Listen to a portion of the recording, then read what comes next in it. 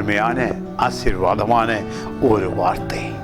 இயேசு கிறிஸ்துவின் மேல் தங்கியிருந்த பரிசுத்த ஆவியானவர் அவரை விட்டு விலகவில்லை. அதே அதிசயம் உங்களுக்கும் நடக்கிறது. பரிசுத்த ஆவியானவரை மூழ்கி பெற்றுக்கொண்டோம்.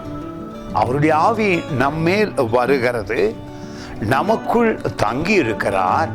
தேவ ஆவியானவர் உங்களுக்குள் தங்கி இருக்கிறார் என்பதை நீங்கள் ஆழமாக நம்ப வேண்டும், விசுவசிக்க வேண்டும். இதுதான் எங்களிடத்தில் இருக்கிற பிரச்சனை. இருக்கிறாரா என்று சந்தேகப்படுகிறோம். வசனம் சொல்லுவதை அப்படியே நம்பி விட வேண்டும். பாருங்கள், மிக அருமையான அதிகாரம், முதல் அதிகாரம் யோவான் எழுதின சுவிசேஷத்தில் 32வது வசனம் சொல்லுகிறது. பின்னும் யோவான் சாட்சியாக சொன்னது, டெஸ்டிமனி, சாட்சியா சொல்றாராம், நம்மளை ஆறுதல் படுத்த, நம்மளை ஆசீர்வதிக்க. ஆவியானவர் புறாவை போல, பாருங்கள், அடையாளமாக, பப்ளிக்கா, எவிடன்ஸ் அவர் கண்டிருக்கிறார். என்ன நடக்கிறது பாருங்கள்.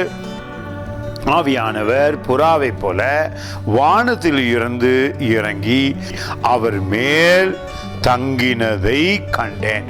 தங்கி இருப்பதை கண்டாராம்.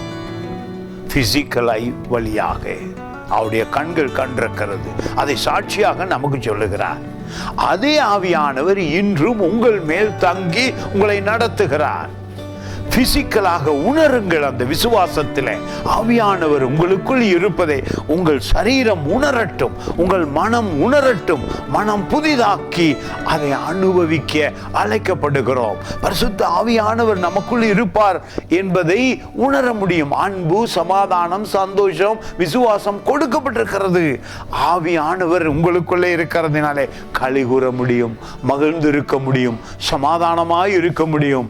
இதோ இந்த நாளில் அந்த ஆவியானவருடைய அசைவு உங்களில் காணப்படும். God bless you.